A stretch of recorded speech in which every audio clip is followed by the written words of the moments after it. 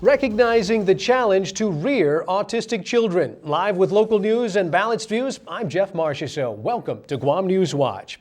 Sensitivity to those in need with autism starts with understanding. Lieutenant Governor Mike Cruz signed a proclamation Monday declaring April a time to raise awareness for one of Guam's most heartfelt challenges. Autism is a growing global health crisis. On Guam, 128 public school children have the neurological disorder. Jennifer Robigo recently talked with a parent whose life has been dramatically impacted by this disability in more ways than one. Meet Shoni Riate, a mother with 3 autistic boys. Autism is considered to be the fastest growing disability. As many as 1 in every 110 children have this disorder, and on Guam the number continues to grow. Shoni explains what it was like to get the diagnosis for her first son. It's sort of like confusing. You know, I didn't know what to expect.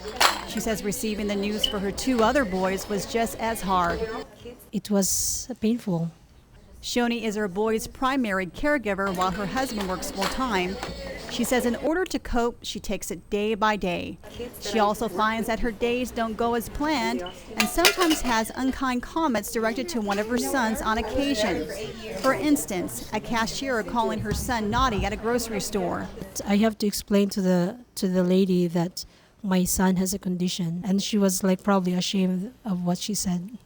Most autistic kids are normal in appearance, but engage in some puzzling behaviors such as hand flapping, spinning, rocking, or even staring at ceiling fans.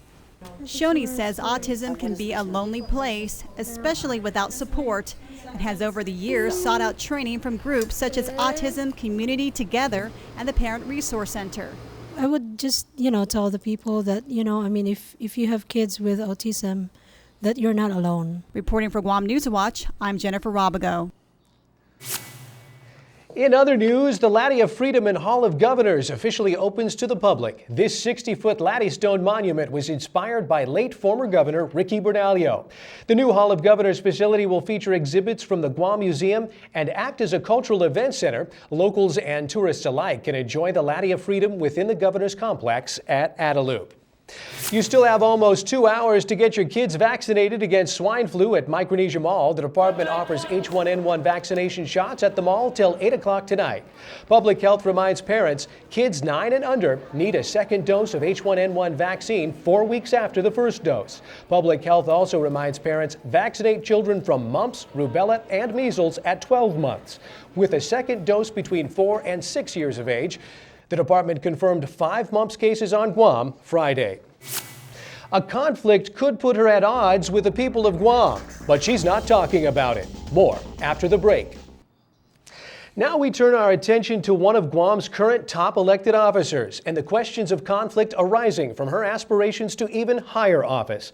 Unable to reach Attorney General Alicia Lim Tiaco for her comment on her potential ethical dilemma, I spoke briefly with her spokesman recently. Here's more. For Alicia Lim Tiaco, it's a conflict stemming from opposing roles. On the one hand, she's Guam's elected Attorney General, defending the island against the federal government on a litany of cases in which the U.S. is taking over or trying to take over local government functions based on violations and alleged violations of federal law. Public Works solid waste receivership, mental health's permanent injunction, and waterworks stipulated order all come to mind. On the other hand, Guam AG Lim Tiaco appears to be on the verge of accepting President Obama's nomination for U.S. Attorney for Guam and the CNMI. In a brief statement issued on February 26th, Lim Tiaco writes, I respect the U.S. Senate's role in and look forward to the Senate confirmation process. That sounds to us like she is accepting the nomination, and that would confirm what our suspicion is, that she has a conflict of interest. Can you tell us whether or not she is accepting the nomination? I can't say with any degree of certainty that she will be accepting the nomination. Despite multiple attempts to get the AG or her spokesman to talk on camera about potential conflicts of interest arising from her nomination, the people of Guam are still left with a lot of questions and not a whole lot of answers. 9 nominees for a cause graced the Hyatt this afternoon dressed in green for a special luncheon. Businesswoman of the Year sponsors First Hawaiian Bank and Guam Business Magazine are honoring these professionals for their accomplishments. First Hawaiian Bank Senior Vice President Laura Dakanai says the program also helps college students. It recognizes the contributions of businesswomen, but not only that, it helps raise funds for education, and the money that we raise goes towards scholarships at University of Guam, the Guam Community College, and the Northern Marianas College. Dakanai says the program has raised over $66,000 in scholarships over the last 4 years. Thanks for catching up with Guam News Watch. Remember, we're 5 minutes now till April 26th when we go the full 30 minutes. I'm Jeff Marchessault, keeping it fresh.